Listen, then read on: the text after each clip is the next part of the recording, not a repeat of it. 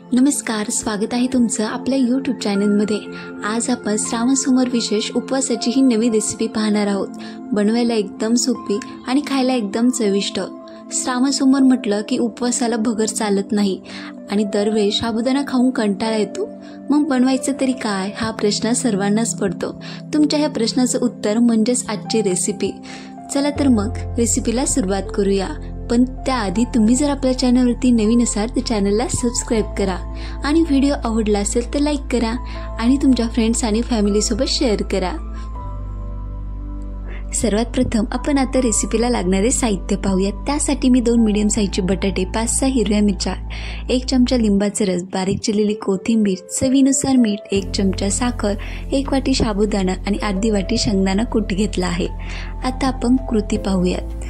तर सर्वात प्रथम आता मी 2 मीडियम साईजचे बटाटे घेतले आहेत आणि ते स्वच्छ धुवून घेतले आहेत। आता याची आपण साल काढून घेऊया। दोन्ही बटाट्याची साल काढून घेते। तर आता आपली बटाट्याची साल काढून झाली आहे। आता आपण याचे छोटे छोटे तुकडे करून घेऊयात। दोन्ही बटाट्याचे तुकडे मी तयार करून घेते। जास्त मोठे पण नाही, जास्त बारीक नाही, अशा प्रकारे आपण छोटे काप बनवून घेतले। आपल्याला बटाटे उकडायला ठेवायचे आहेत, त्यामुळे आपण असे काप बनवून घेतले आहेत। आता आपण गॅसवर पॅन गरम करायला ठेवूया। पॅन गरम झाल्यावर आता यामध्ये आपण पाणी टाकून घेतलं। पाणी थोडं गरम झाल्यावर तयार केलेले बटाट्याचे छोटे काप यामध्ये टाकून घेऊयात आणि 15 ते 20 मिनिटं आता आपण याला वाफेवरती काढूयात। तर 15 ते 20 मिनिटं झाले आहेत। आता आपण चेक करू, बटाटा चांगलं शिजलं आहे। आता आपण त्याला एका चाळणीत काढून घेऊया, जेणेकरून यातलं पाणी नितळेल। आता असंच साईडला ठेवूया।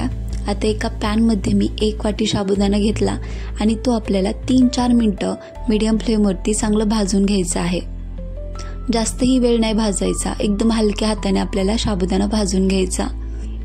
तर 2-3 मिनिटांनंतर बघू शकता साबुदाणा भाजला आहे आपला। आता आपण त्याला एका मिक्सरच्या भांड्यात घ्यायचं आहे।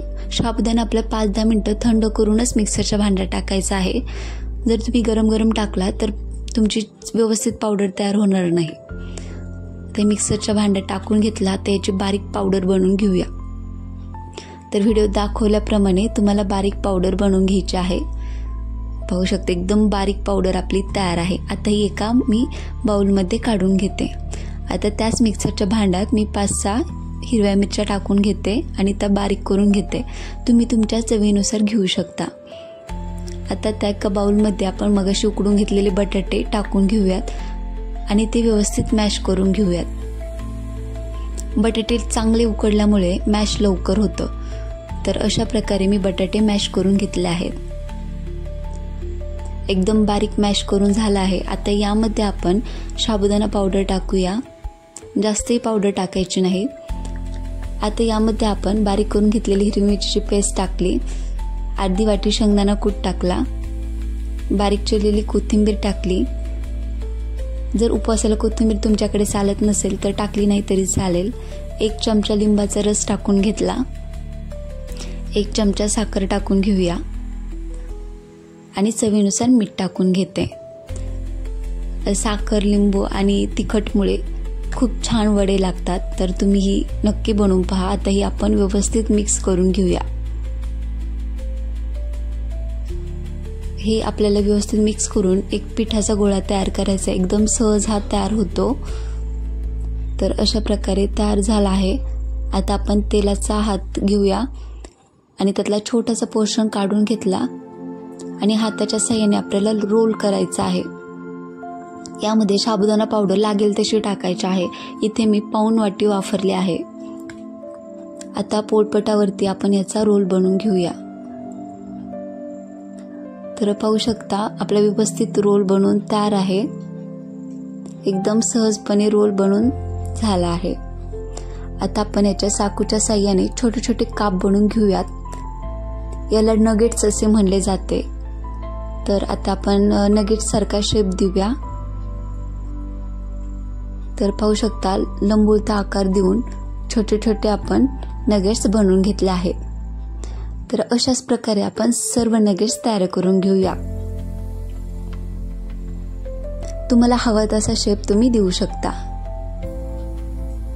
तर पाहू शकता आपले सगळे नगेट्स तयार आहेत आता आपण ते तळण्यासाठी मी गॅसवर पॅन गरम करायला ठेवते. पॅन गरम झाल्यावर यामध्ये आपण तेल टाकून घेऊया. तेल आपल्याला चांगलं कडकडीत गरम करायचं आहे. तेल गरम झालं, आता यामध्ये आपण एक एक करून सगळे नगेट्स टाकूया. तेलात मावतील एवढे मी नगेट्स टाकून घेते. आता हे आपल्याला मीडियम फ्लेमवरती चांगले तळून घ्यायचे आहेत. आता एकदा याला पलटून घेऊयात आणि सोनेरी कलर येईपर्यंत चांगले तळून घेऊयात. तर तुम्ही पाहू शकता याला चांगला सोनेरी कलर आला आहे. तर आता आपण हे एका प्लेटमध्ये काढून घेऊयात. आपण मीडियम फ्लेमवरती तळून घेतल्यामुळे हे एकदम क्रिस्पी होतात आणि 1-2 तास चांगले राहतात.